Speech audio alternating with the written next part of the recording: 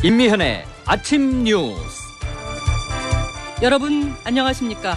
6월 29일 CBS 아침 뉴스 임미현입니다. 폼페이오 미 국무장관이 북한과 비핵화 계획을 논의하기 위해 다음 주 방북할 예정이라고 영국 파이낸셜 타임스가 보도했습니다. 남북이 철도에 이어 북한 도로 현대화 사업에도 합의했습니다. 개성에서 평양까지 그리고 고성에서 원산까지의 도로 현대화가 우선 추진됩니다. 러시아 월드컵에서 세계 최강 독일을 완파한 우리 축구대표팀이 오늘 오후 귀국합니다. 일본은 폴란드에 지고도 16강 진출에 성공했습니다. 허익범 특검팀이 드루킹과 김경수 경남도지사 당선인 측의 뒷거래 의혹 확인에 집중하며 수사에 속도를 내고 있습니다. 수백억대 상속세 탈루 의혹을 받고 있는 한진그룹 조양호 회장이 15시간의 검찰 조사를 받고 오늘 새벽 귀가했습니다. 이상은 이 시간 주요 뉴스입니다. 첫 소식입니다. 폼페이오 미 국무장관이 북한 비핵화 계획을 논의하기 위해서 다음 주 방북할 것이라는 외신 보도가 나왔습니다. 싱가포르 북미 정상회담에 따른 후속 협상이 시작될지 주목됩니다. 워싱턴 장규석 특파원이 보도하겠습니다. 영국 파이낸셜 타임즈는 마이크 폼페이오 미 국무장관이 비핵화 협상을 위해 다음 주 북한을 방문한다고 소식에 정통한 관계자 4명의 말을 인용해 보도했습니다. 보도에 따르면 폼페이오 장관은 방북을 위해 다음 달 6일 워싱턴에서 열릴 예정이던 인도 외무부 장관과의 회담을 취소했습니다. 파이낸셜 타임즈 보도 이후 미국 언론들도 폼페이오 장관의 다음 주 방북설을 보도 중인데요. 미 국무부는 그러나 지금 발표할 만한 출장 일정은 없다며 다음 주 방북 가능성에 대해서는 이렇다 할 입장을 내놓지 않고 있습니다. 보도 내용대로 다음 주쯤 폼페이오 장관이 방북한다면 이는 북미 정상회담 이후 처음으로 열리는 북미 간 고위급 회담입니다. 이에 따라 후속 협상에서는 구체적인 비핵화 조치와 이에 상응하는 체제 보장 방안 등을 놓고 북미 양자 간 치열한 수싸움이 전개될 전망입니다. 이런 가운데 트럼프 미국 대통령은 우리 시간으로 어제 노스다코타주에서 열린 대중연설에서 북한 문제를 언급하면서 이를 칠면조 요리에 빗대 눈길을 끌었습니다. 5분에서 칠면조를 서둘러 꺼내는 것과 같습니다. 서두를수록 나쁘고 오래 기다릴수록 좋습니다. 이는 미국이 무역이나 국제관계 등 정책 전반에서 트럼프 대통령이 공언한 만큼 성과가 나오지 않는다는 미국 내의 비판을 반박하기 위한 발언으로 보입니다. 그러나 한편으로는 북한과의 협상을 서두르지 않고 장기전으로 가더라도 유리하게 끌고 가겠다는 의중을 내비친 것이라는 해석도 있어 다음 주 후속 협상 여부에 관심이 집중되고 있습니다. 워싱턴에서 CBS 뉴스 장규석입니다.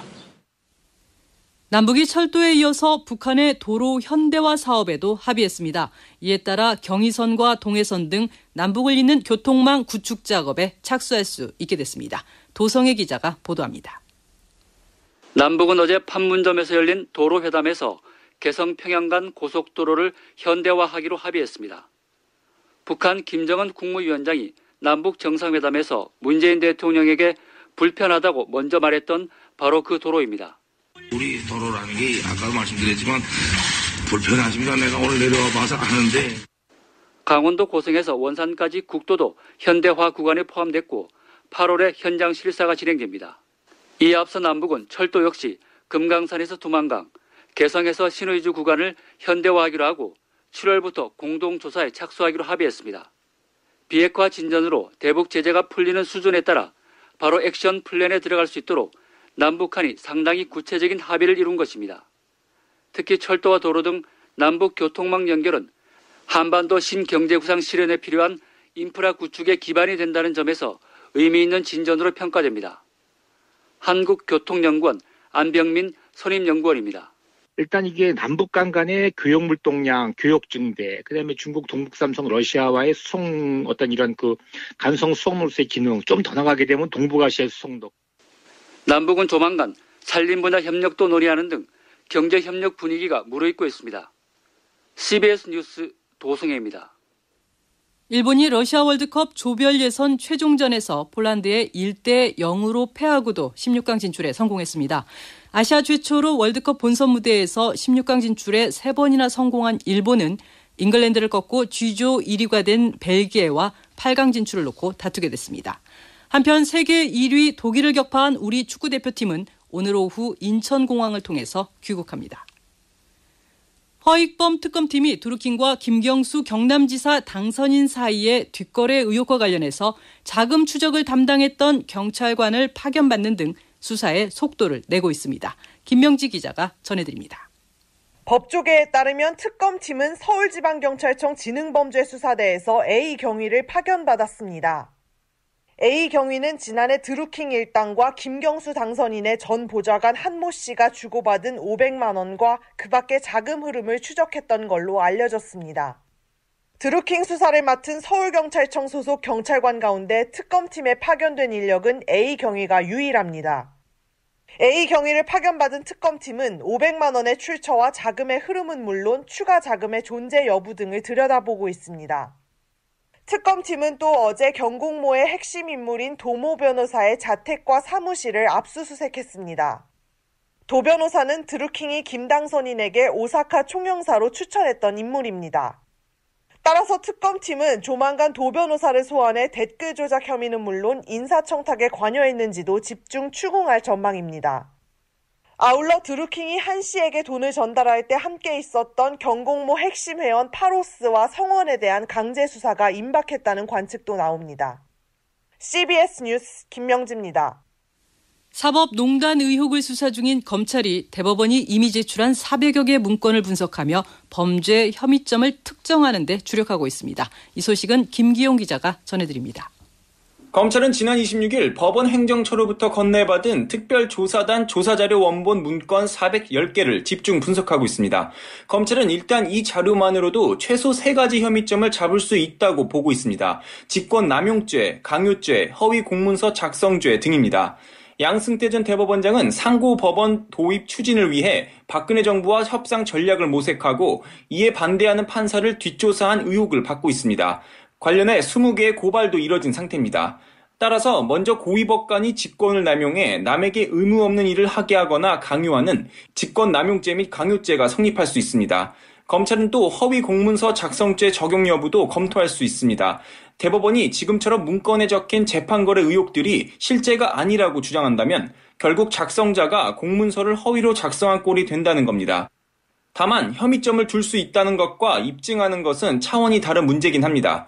따라서 검찰은 대법원 제출 문건을 분석하는 한편 양승태 대법원장 시절 법원 행정처 관계자들이 사용한 컴퓨터 하드디스크를 거듭 요구하고 있습니다. 검찰은 대법원에서 관련자들이 사용한 컴퓨터를 제공하면 이미 손상됐더라도 일단 디지털 포렌식에 맡겨 자료를 복원하겠다는 방침입니다. CBS 뉴스 김기용입니다. 상속세 탈루와 비자금 조성 의혹을 받고 있는 한진그룹 조양호 회장이 15시간 30분에 걸친 검찰 조사를 마치고 귀가했습니다. 검찰은 조 회장을 상대로 아버지 조중훈 전 회장의 해외 부동산을 물려받는 과정에서 세금을 내지 않은 경위를 집중적으로 캐물은 것으로 전해졌습니다.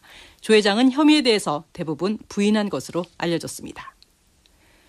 지방선거 참패 후 자유한국당의 계파 갈등이 고조되면서 급기야 분당 이야기까지 나왔습니다. 이 소식은 이정주 기자가 전해드립니다.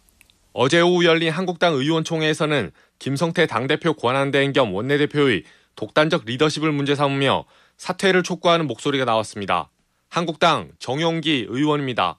신뢰를 상실하셨다. 새로운 원내 지도부 구성하는데 일주일이면 됩니다.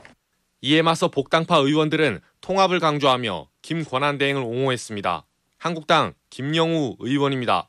누구 물러가라 라고 하기보다는 집단적으로 지혜롭게 우리가 제대로 좀 반성도 하고 비박계 좌장인 김무성 전 대표에 대한 탈당 요구도 이어졌습니다. 한국당 김태흠 의원입니다. 그럼 개파의 상징 김무성 대표 물러나야지요. 왜 그 얘기를 못합니까? 왜 봉합하려고 그럽니까? 김학용 의원은 탈당 여부는 김 전 대표가 판단할 문제라고 반박했습니다. 그 문제는 김무성 대표가 판단할 문제지 김무성 대표가 무슨 몇 사람 생각하는 것처럼 자리에 연연하거나. 개파 갈등이 격해지자 친박계 홍문종 의원은 분당 가능성까지 언급했습니다. 전 안 되면 분당이라도 해야 된다고 생각해요. 맨날 이 안에서 치고받고 이놈 잘했다 저놈 잘했다 얘기하면. 선거 패배 후 혼돈에 빠진 한국당이 최대 위기를 맞고 있습니다. CBS 뉴스 이정주입니다. 뉴스의 이면, 뉴스의 속사정을 들여다보는 뉴스인 뉴스 시간입니다. 지난 지방선거 이슈 가운데 하나였던 최저임금 문제 그리고 근로시간 단축 문제를 놓고 여권의 두 핵심 인물이 충돌하고 있습니다. 바로 민주당 홍영표 원내대표와 김영주 고용노동부 장관인데요. 어떤 사연이 있는지 정치부 정영철 기자와 함께 알아보겠습니다. 정 기자. 네. 홍영표 원내대표가 여당 원내대표죠. 그런데 김영주 노동부 장관에게 강한 불만을 쏟아냈다고요. 그것도 공개석상에서. 네, 그렇습니다. 여당 원내대표가 여당 출신 장관을 공개적으로 질타한 것은 좀 이례적인데요. 그렇죠. 홍 원내대표와 김 장관은 모두 여당 3선 출신이고 더군다나 같은 노동운동 출신입니다. 네. 홍 원내대표가 지난 20일 고위 당정청 회의에서 김 장관을 겨냥해 뭐라고 했는지 먼저 들어보시겠습니다. 소득주도 성장의 모든 것이 최저임금인 것처럼 그렇게 이해하도록 방치한 것은 정부 측에서 이건 반성해야 된다고 생각합니다. 정 기자, 홍 원내대표가 정확히 어떤 점을 비판한 겁니까? 예, 저 내용만 보면 좀 이해가 안 될 텐데 내용이 좀 복잡합니다. 네. 최저임금 인상으로 자영업자나 중소업체의 인건비 부담이 늘어나고 또 이 때문에 일자리가 일부 줄어들 수 있다 이런 비판이 나오지 않았습니까? 그렇죠. 그러니까 소득 취약계층의 소득을 올리고 이를 통해 소비를 진작시키는 선순환 구조. 이게 바로 정부 경제 정책의 한 축인 소득주도 성장인데요. 그렇습니다. 예. 최저임금 인상의 부작용이 부각되면서 소득주도 성장도 삐걱거리는 거 아니냐 이런 지적에 대해 노동부가 제대로 설명을 못했다는 불만인 것입니다. 설명을 못했다. 이거 말고도 홍 원내대표의 문제 제기가 더 자주 있었다고요? 네, 그렇습니다. 어떤 거였죠? 예, 홍 원내대표가 지난 25일에는 김영주 장관이 청와대 말도 안 듣는다 이렇게 대놓고 작심 발언을 했습니다. 기자 간담회 자리였는데요. 네.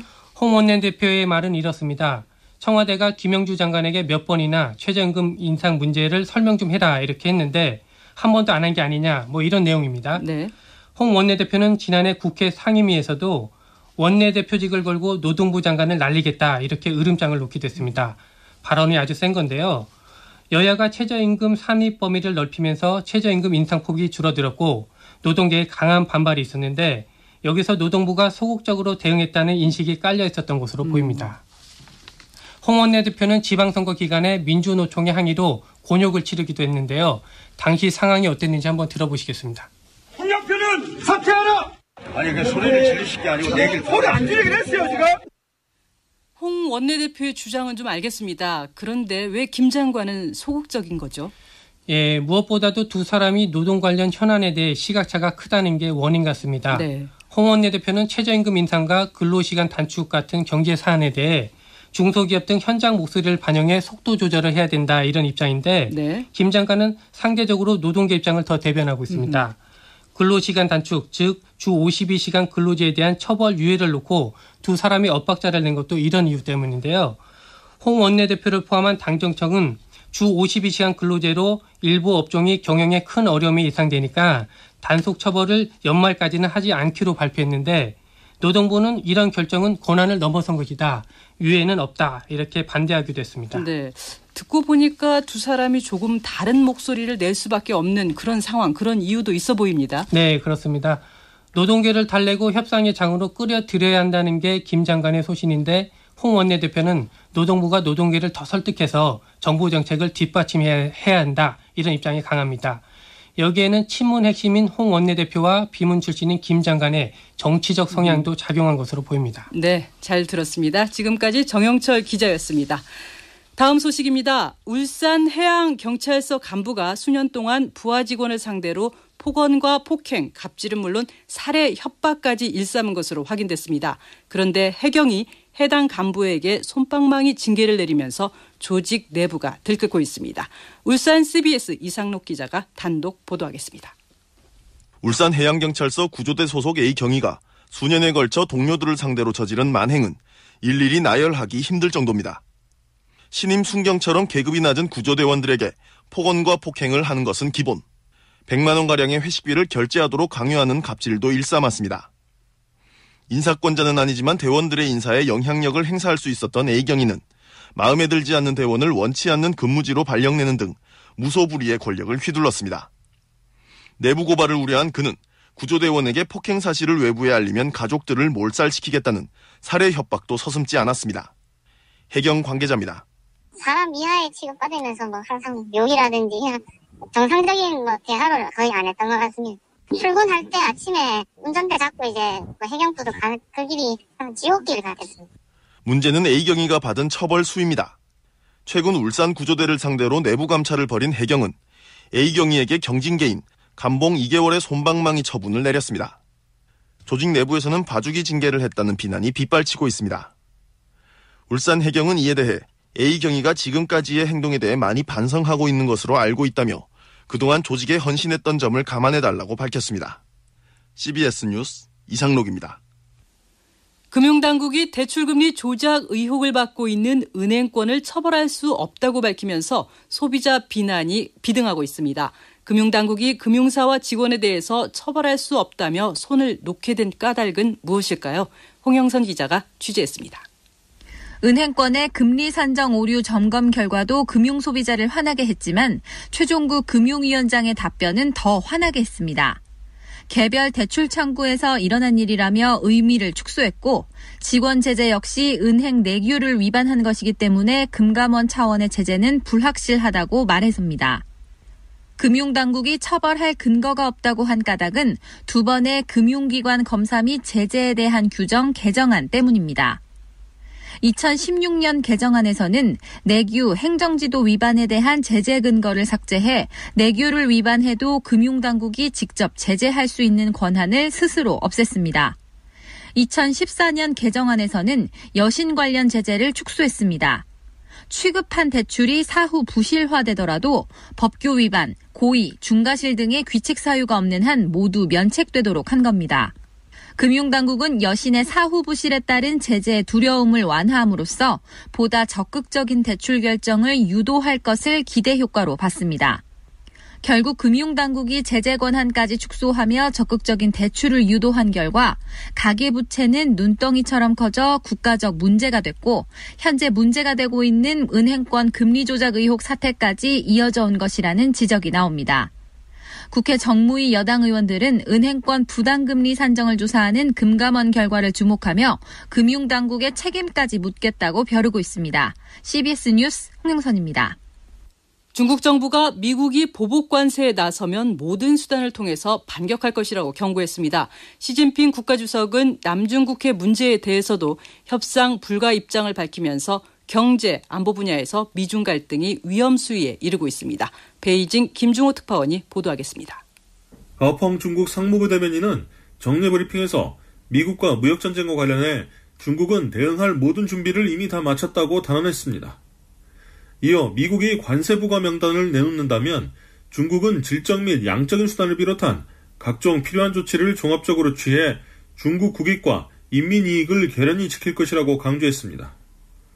도널드 트럼프 미국 행정부가 발표한 중국의 기술과 지식재산권 침해 관련 보고서에 대해서는 보고서를 만든 사람은 중미 기업 간의 계약 정신과 호혜, 공영의 역사적 현실을 무시하고 있다고 비난했습니다. 영토 문제에 대해서도 중국의 발언은 더욱 강경해지고 있습니다. 중국을 첫 방문한 매티스 미국 국방부 장관 앞에서 시진핑 중국 국가주석은 중국의 주권과 영토 문제에서 우리 입장은 확고하고 확실하다며 선조가 물려준 영토를 한치도 잃을 수 없다고 선언했습니다. 미국과 갈등을 빚고 있는 남중국해 문제와 관련해 협상 불가의 강경한 입장을 미리 못 박은 것입니다. 중국 정부는 최근 외국 항공사 등에 타이완이 별도의 국가인 것처럼 표기한 것을 수정해달라고 요구한 것과 관련해 미국이 제기한 협상 요청도 거절했습니다. 시진핑 주석 집권 2기 들어 미국과 갈등이 확산되고 있는 가운데 중국의 대응도 강경해지고 있어 세계 양강 사이 갈등도 위험 수위로 치닫고 있습니다. 베이징에서 CBS 뉴스 김중호입니다. 다음은 간추린 소식을 정민아 아나운서가 전해드리겠습니다. 주한 미군 사령부가 73년 만에 용산을 떠나 경기도 평택에 보금자리를 마련합니다. 주한 미군 사령부는 오늘 오전 9시 30분 평택 험프리스 기지에서 사령부 청사 개관식을 개최한다고 밝혔습니다. 환자가 전액 짊어져야 해서 경제적인 부담을 주었던 뇌혈관 MRI 검사 비용이 오는 9월부터 낮아집니다. 정부는 뇌혈관 MRI 검사를 건강보험 적용을 받지 못하는 비급여 진료에서 급여 대상으로 전환하기로 했습니다. 경찰청은 다음 달 1일부터 3개월 동안 재건축 비리 등 생활적폐 특별 단속을 실시한다고 전했습니다. 중점 단속 대상은 토착 비리와 재개발 재건축 비리, 사무장 요양병원 불법 행위 등입니다. 미국 국무부가 북한을 16년 연속 최악의 인신매매 국가로 공식 지정했습니다. 북한의 인권 상황이 개선되지 않고 있다는 원론적인 내용이긴 하지만 북미 관계가 훈풍을 타는 시점에 나온 것이어서 주목됩니다. 국제유가 오름세가 이란 제재에 대한 부담으로 지속되고 있습니다. 뉴욕 상업거래소의 8월 인도분 서부 텍사스산 원유는 전날보다 배럴당 1%가 오른 73달러 45센트에 거래를 마쳤습니다. 서해상에 낀 짙은 안개로 인천과 인근 섬을 잇는 모든 항로 여객선 운항이 차질을 빚고 있습니다. 인천항 운항관리센터는 오늘 오전 6시 30분 현재 인천 앞바다의 가시거리가 100m 안팎에 불과해 인천에서 연평도 등 12개 항로 여객선 16척이 운항 대기 중이라고 전했습니다. 더불어민주당 전국대의원대회 준비위원회는 오늘 오전 국회에서 2차 회의를 열고 8.25 전당대회를 통해 선출할 지도부 체제 개편안 등을 의결할 예정입니다. 전국대의원대회 준비위원회는 지난 26일 첫 회의에서 당대표 1명과 최고위원 5명을 분리해 뽑기로 가닥을 잡았습니다. 푸틴 러시아 대통령과 트럼프 미국 대통령이 다음 달 16일 핀란드 헬싱키에서 정상회담을 열기로 했다고 크렘린궁이 밝혔습니다. 러시아 타스 통신에 따르면 크렘린궁 공보실은 다음 달 회담에서 두 정상은 양국의 관계 발전과 국제 현안들을 논의할 예정이라고 설명했습니다. 지금까지 간추린 소식이었습니다. 이어서 날씨 알아봅니다. 기상청 김수진 리포터입니다. 네, 현재 장마전선은 제주 남쪽 해상으로 물러나 있어서 오늘은 주로 제주를 중심으로 장맛비가 오락가락 이어지겠습니다. 그리고 그 밖에 전국에서는 일부 소나기 소식과 함께 30도 안팎의 무더운 날씨가 이어지겠는데요. 특히 지금 수도권과 강원도를 중심으로 약하게 소나기가 내리는 곳이 있고 이렇게 낮 동안에는 중부지방 곳곳에서 산발적으로 빗방울이 떨어지겠습니다. 다만 기온이 오르는 오후 시간대에 강원 영서와 남부 내륙을 중심으로 5에서 30mm 안팎의 소나기가 내리는 곳 있겠는데요. 특히 돌풍과 벼락을 동반하는 곳이 있겠고 우박이 떨어질 가능성도 있어서 각별히 주의를 기울이셔야겠습니다. 이런 가운데 오늘도 불쾌지수 높은 후텁지근한 날씨가 지속되겠는데요. 청주와 광주, 대구의 한낮 기온이 31도까지 오르겠고 원주 30도, 서울 28도의 분포로 어제보다 더 무덥겠습니다. 그리고 주말인 내일부터 다음 주 월요일까지는 또다시 전국에 많은 장맛비가 내리겠습니다. 특히 내일은 충청과 남부지방, 모레는 중부와 서해안을 중심으로 시간당 30mm 이상의 국지성 호우가 집중될 것으로 보여서 추가 피해 없도록 대비를 잘 해주셔야겠습니다. 날씨였습니다. 1%의 기적을 이뤄낸 우리 축구대표팀이 오늘 오후 귀국합니다. 끝까지 포기하지 않은 투지와 열정으로 큰 감동을 선사한 대표팀에게 박수를 보냅니다. 뉴스를 마칩니다. 고맙습니다.